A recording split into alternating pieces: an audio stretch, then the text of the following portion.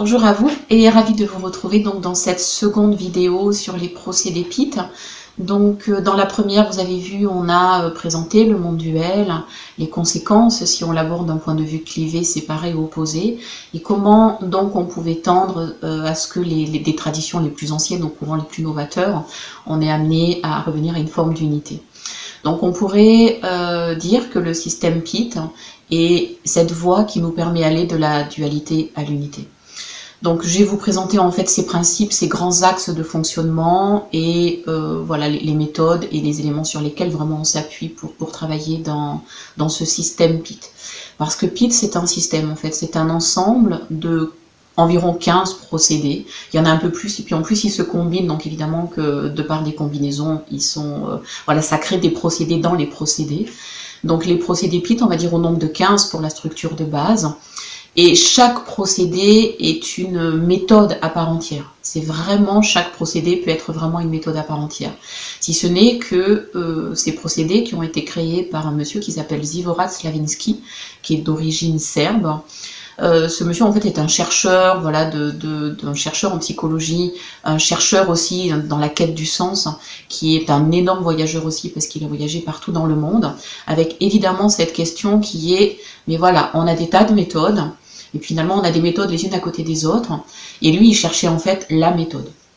Alors évidemment ça avait du sens pour lui, ça peut en avoir pour nous aussi, et son but c'était vraiment, mais c'est quoi en fait l'origine de la souffrance, mais de toute souffrance, c'est quoi en fait le point originel? Et c'est comme ça que évidemment d'expérience en recherche, il est arrivé à cette loi de polarité avec des créations de méthodes pour revenir à une unité, à une conscience unifiée. Parce que donc vous avez vu et compris que si on oppose et qu'on sépare et même qu'on oublie, qu'on tient à distance, même dans le déni, en fait on crée de la tension et du conflit. Donc un des premiers aspects de PIT, c'est que évidemment on va aller sur la décharge émotionnelle. On va évidemment, quand les émotions dites négatives sont envahissantes, débordantes et qu'elles sèment une sorte de vent de panique ou de chaos, bien évidemment qu'on va apaiser. Mais pas parce que c'est forcément du négatif, simplement parce qu'il faut ramener la personne à un état de présence un peu plus stable. Et donc on va être en situation donc dite d'urgence dans cette approche des décharges émotionnelles. Ensuite, on va évidemment travailler à faire fusionner les polarités, donc à les faire s'intégrer, donc à réduire donc l'espace entre, ce qui veut dire que les émotions qui les séparent vont être effacées, vont être nettoyées. L'autre principe de PIT, c'est qu'en fait, tous nos symptômes, tous nos mal-être sont évidemment, on va dire évidemment, liés à des événements ou à des situations, mais en fait, c'est vraiment la charge résiduelle qui reste de nos expériences ou de nos croyances ou de comment en fait on interprète et de quelles associations notre cerveau va faire au fur de notre vie par rapport à un premier champ d'expérience. Et c'est cette charge résiduelle en fait qui crée des déséquilibres. Donc ce déséquilibre, vous avez vu, il est vraiment entre deux polarités. Donc en travaillant sur les émotions, on va évidemment ramener des équilibres et une conscience un peu plus large, une vision plus globale des choses, donc plus unifiante et plus paisible en fait, beaucoup plus stable et plus confortable. Donc ça c'est pour les principes de base de PIT. Il y en a un autre qui est en fait, évidemment, on prend soin du négatif parce qu'il est souvent le plus souffrant, mais on ne s'attache pas pour autant au positif. C'est-à-dire que dans la polarité opposée, on va évidemment être dans ce champ de réconciliation qui les réunit, et de fait, on va juste voir la polarité opposée. Alors bien sûr, on pourra dire des fois que si on part du négatif, ça va être du positif, comme on l'a souvent tendance de l'interpréter, c'est-à-dire bien mal, pour faire assez court. Mais en fait, on va être, je vais dire, au-delà du bien et du mal, au sens où on prend les deux aspects pour venir dans quelque chose qui peut être évidemment plus neutre, donc évidemment plus libre, qui va nous permettre d'être, par exemple, moi, par exemple, j'ai un problème avec le froid et j'ai beaucoup travaillé PIT avec ça.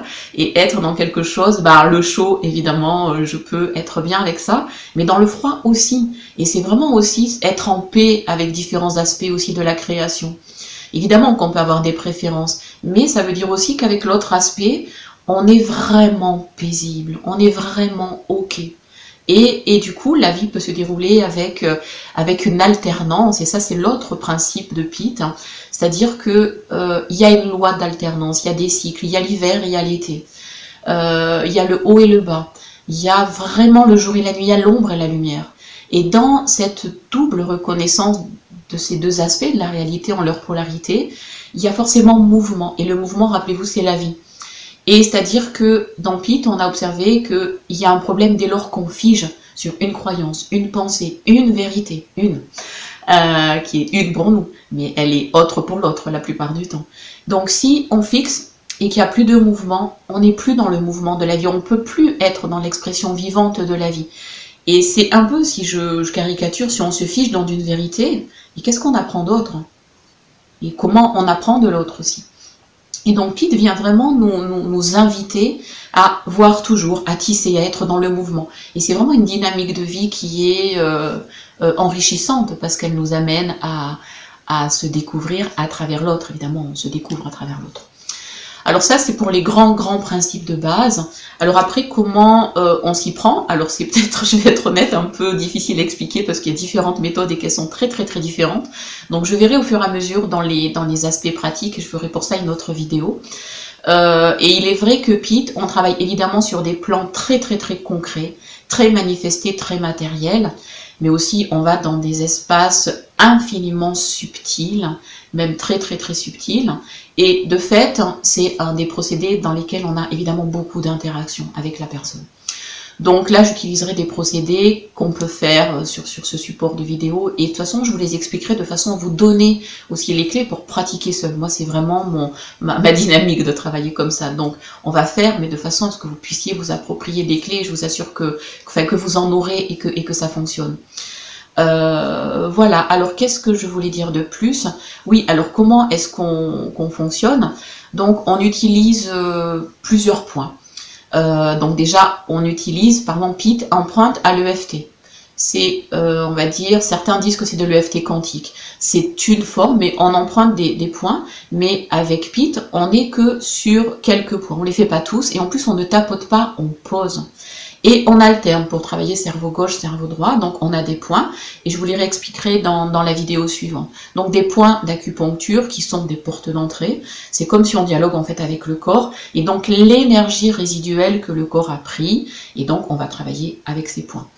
On travaille avec ce qu'on appelle l'intention paradoxale, c'est-à-dire qu'on sait, il y a d'autres techniques qui utilisent aussi l'intention paradoxale, on sait que quand on va poser son intention, par exemple sur une émotion, qu'on va la ressentir, qu'on va la vivre sans forcément être dans le souvenir précis, mais juste l'énergie de l'émotion qu'on va rencontrer, on va amplifier l'émotion.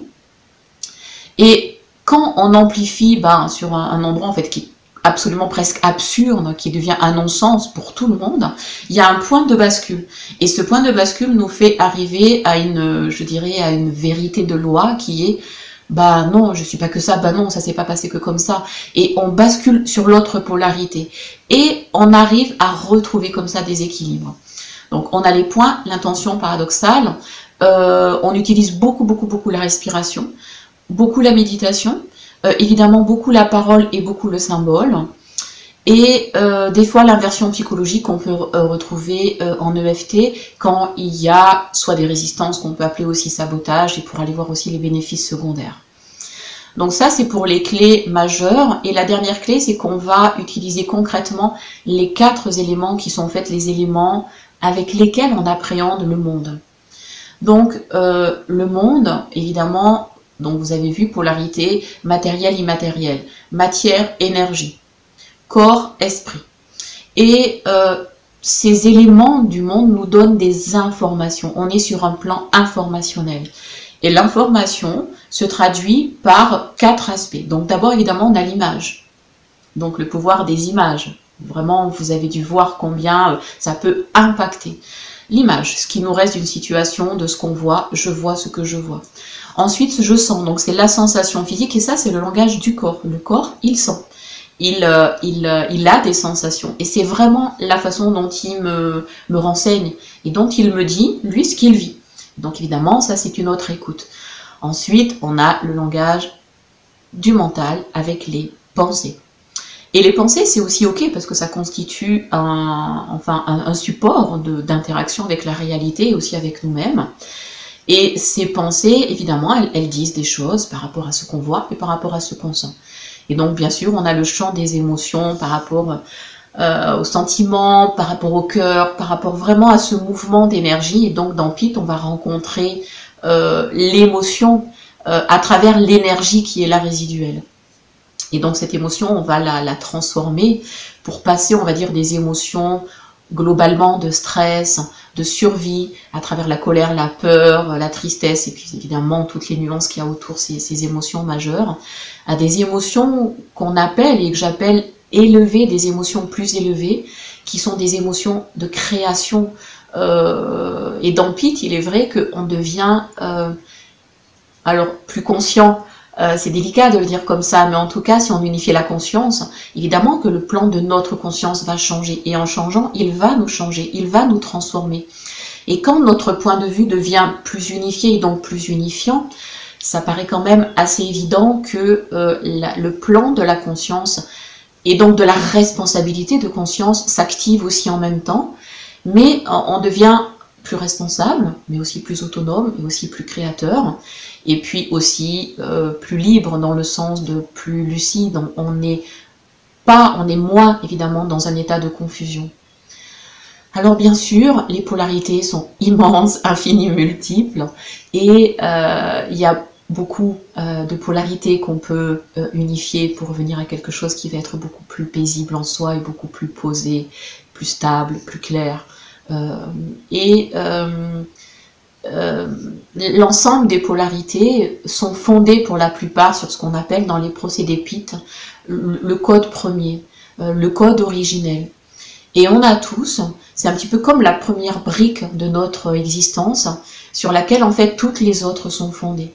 Et alors ce code premier, moi je trouve extraordinaire parce qu'il nous amène à voir comment et à partir de quoi toutes nos expériences sont en fait conditionnées et formatées. Par exemple, si vous avez associé l'amour avec l'abandon, vous allez voir que vous allez faire des expériences qui associent l'amour et l'abandon, sans forcément en avoir conscience. Mais la première polarité enregistrée dans le champ de l'amour va mettre à l'opposé l'abandon et vous allez faire ce genre d'expérience. Si vous avez associé l'amour avec la colère, vous allez rencontrer aussi ce genre d'expérience. Si pour vous l'amour est associé à liberté, selon avec quoi vous associez liberté, vous allez faire cette expérience-là. Et le code premier induit et construit dans notre vie, donc manifestée, donc duel, des expériences où on va vérifier encore et encore ce code. Parce que, j'ai envie de dire, notre être, en même temps, il fonctionne aussi pour nous, avec les informations qu'il a et qu'on lui donne. Et ces informations vont nous faire vérifier ce code premier. Ils vont nous faire vérifier nos croyances, parce qu'on ne peut que vivre selon ce que l'on croit. Et quand on arrive à fusionner ces polarités, à les reconnaître et donc à s'en libérer, c'est-à-dire qu'on va être l'un et l'autre à la fois, mais on ne va pas être tiraillé entre ces forces. Elles vont plus se faire la guerre, elles vont juste se reconnaître mutuellement et on va avoir le choix d'être l'un autant que l'autre, mais on ne sera plus dans des espèces de croyances limitantes ou de conditionnements qui vont nous formater à refaire du même en permanence ou à souffrir sans comprendre alors qu'on fait des efforts, alors qu'on nettoie des émotions, alors qu'on fait des séances, alors qu'on fait des pratiques, alors qu'on fait évidemment de notre mieux. Et c'est pour ça que je disais dans la première vidéo, à mon sens, et d'ailleurs c'est pour moi un couple important, la pratique et la connaissance et l'enseignement, c'est-à-dire apprendre, se connaître et pratiquer la vie, et revenir et articuler en permanence vraiment l'un et l'autre. Et par exemple, réussite, échec, du point de vue de Pit, évidemment, il y a des moments qui sont plus faciles que d'autres, et il y a des moments qui sont plus réjouissants que d'autres. Moi, j'ai des moments où je me sens mieux, et des moments où je me sens moins bien. Mais je bagarre pas avec ça. Alors, oui et non, parce qu'évidemment, il y a des moments où j'aimerais que ce soit encore autrement. Et donc, vous voyez qu'en toute simplicité, Pit nous ramène dans ce plan de l'humain. Où, alors je vais le dire avec des mots un peu yoga, ou un peu, voilà, où dans le plan de l'humain, on va se réconcilier avec l'être premier que nous sommes. Et dans cette réalité, j'ai envie de dire, complète. Ça peut être aussi l'homme avec le divin, ça peut être le ciel avec la terre, ça peut être l'ombre avec la lumière. Et donc dans ce grand champ de réconciliation, donc ça c'est un grand mot à moi, la réconciliation, de réconcilier vraiment les paradoxes, les états contraires qui ont l'air d'avoir rien à faire les uns avec les autres, et pourtant, ô combien ils sont invités, ils nous invitent à nous rencontrer à travers eux, et ô combien nous sommes invités à nous connaître à travers aussi la dualité. Mais on n'est pas obligé d'y souffrir, on n'est pas obligé de bagarrer, c'est pas obligé que ce soit en force, c'est pas obligé que ce soit si compliqué et si difficile, ça peut être vraiment autrement. Voilà, donc j'ai parlé des 4 éléments, donc l'image, la sensation, le langage du corps, la pensée, le langage du mental, les émotions et je crois que c'est tout. Voilà. Donc pour finir avec la présentation de Pete, donc je disais qu'on a 15 protocoles qui se combinent. Et moi ce que j'aime en plus dans les procédés Pete, c'est que ça nous rend très créatifs. C'est-à-dire que c'est des procédés, alors moi j'ai la chance, en tout cas c'est ma nature, et je suis à l'aise avec ma nature qui est de combiner, de tisser, de relier des outils, des protocoles entre eux, en les respectant évidemment profondément, mais en étant aussi à l'écoute de ce qui se passe, à l'écoute de ce qui se présente, et puis d'aller vraiment cueillir dans une espèce de champ informationnel le procédé, puis de le laisser venir, puis de dire ok, on va travailler plutôt comme ça. Et Pete nous invite vraiment à être vraiment très à l'écoute, à être infiniment présent et à être vraiment avec l'autre et à être vraiment tout le temps en train de créer. Donc moi j'ai envie là de remercier Zivvorad Slavinsky, donc qui est le créateur, parce que il a initié à mon avis quelque chose qui est évidemment au-delà du thérapeutique, à mon sens au-delà du spirituel, parce qu'il fait le pont aussi avec le monde manifesté, donc la matérialité. Pour moi, voilà, c'est un homme qui est précieux, c'est un chercheur, un explorateur, et j'aime être dans cette lignée là, donc voilà, je suis vraiment pleine de gratitude pour avoir reçu ça, que ça puisse, enfin que ça ait pu, pardon, être sur mon chemin, parce que vraiment ça me réjouit de porter ça et de vous le transmettre aussi, et de le partager bien évidemment. Voilà, donc pour les procédés Pete, ils ont des noms, alors comme Deep Pete, le Basic Pete, EP2, la toupie. Voilà, ce que je n'ai pas dit, par exemple, dans Pete, on travaille beaucoup sur le temps, sur la ligne du temps, sur l'espace, sur le mouvement dans l'espace, le regard, voilà, et d'autres choses encore. Donc je vais m'arrêter là pour cette seconde vidéo de présentation de Pete. Je n'ai pas dit, alors c'est de l'anglicisme, hein, donc ça veut dire activation, donc traduit activation et transcendance de l'énergie primordiale. Ça veut dire qu'on va vraiment donc travailler sur le champ de l'énergie, sur le champ de l'information. On va évidemment l'activer en réconciliant les possibles, en réconciliant les polarités. Et ces polarités, elles vont nous amener à un champ de conscience unifié, unifiant, qui va nous permettre de faire l'expérience d'une réalité depuis ce point de vue que la dualité n'est pas contre nous, que l'autre n'est pas contre nous, que je peux être bien quand il fait jour et quand il fait nuit, que le plan matière et le champ de l'expérience, que l'énergie ou des dimensions plus invisibles rencontrent, et il y a ce que je vois et ce que je ne vois pas. Et tout ça participe de ma vie. Et voilà, et j'ai envie de dire que Pete, c'est en fait les procédés ou revenir à la vie vraiment dans le plan de l'humain qui humblement, mais humblement, qui peut vraiment, comment dire, ouais, revenir à l'humain. Et des fois on peut être assis, des fois on peut être debout, des fois on peut se sentir fort, et puis des fois on peut se sentir vulnérable, des fois on peut se sentir vaillant, puis des fois un peu plus dans le doute. Et moi, j'aime penser que c'est notre humanité, c'est cette humanité-là qui nous rend puissants et beaux, parce que c'est cette humanité-là qu'à mon sens, on est invité à épouser. Je ne crois pas qu'on soit invité à être toujours des gens forts, je ne sais quoi. Voilà, je pense que on est juste invité à être qui nous sommes. Et moi, j'aime beaucoup cette image de, je terminerai là-dessus, J'aime beaucoup cette image de la fleur qui pousse, et elle pousse vraiment sans se demander si elle va être trop verte ou trop rose ou je ne sais quoi, si elle va être trop belle ou pas assez, si on va la piétiner, si on va l'arroser, s'il va faire froid 2 jours après, elle pousse. Elle pousse parce que c'est dans sa nature d'être ce qu'elle est. Et elle est ni trop belle ni pas assez, elle est ni trop parfumée ni pas assez. Elle n'a pas un bon ou un mauvais parfum, elle a le parfum qu'elle a. Et voilà, et pour moi, Pete, c'est ce retour à soi, avec ce qui nous caractérise, et dans l'amour de la multiplicité qui font que c'est ok qu'à côté il y ait d'autres fleurs, qu'à côté il y ait des champs, qu'à côté ben, la fleur aussi peut faner, parce qu'elle va ressemer et que la vie est un cycle, la vie est un mouvement. Et j'ai oublié de dire un truc, c'est que dans Pete, on travaille sur l'instant présent, maintenant. Sur le principe que dans l'instant présent, ce qui vient résonner dans cette loi de résonance, on va être inévitablement par loi de résonance, donc c'est évidemment vibratoire aussi, on va être en résonance avec quelque chose qui appartient évidemment à quelque chose d'avant, à quelque chose du passé. On n'a pas besoin forcément d'y aller, absolument pas. Mais par loi de résonance, dans le présent, il est là avec nous. Et ce qui fait résonance des fois à travers la chose la plus anodine, la plus visiblement, j'allais presque dire stupide de notre point de vue, on dire là mais ça c'est n'importe quoi, ou le mental des fois il peut penser comme ça. En fait à cet endroit-là, on a une clé majeure. Dans le très simple, on a des fois des choses très grandes. Et voyez que ça aussi c'est pitché, simple et compliqué à la fois. Et donc dans la petite goutte d'eau, on a évidemment la nature de l'océan.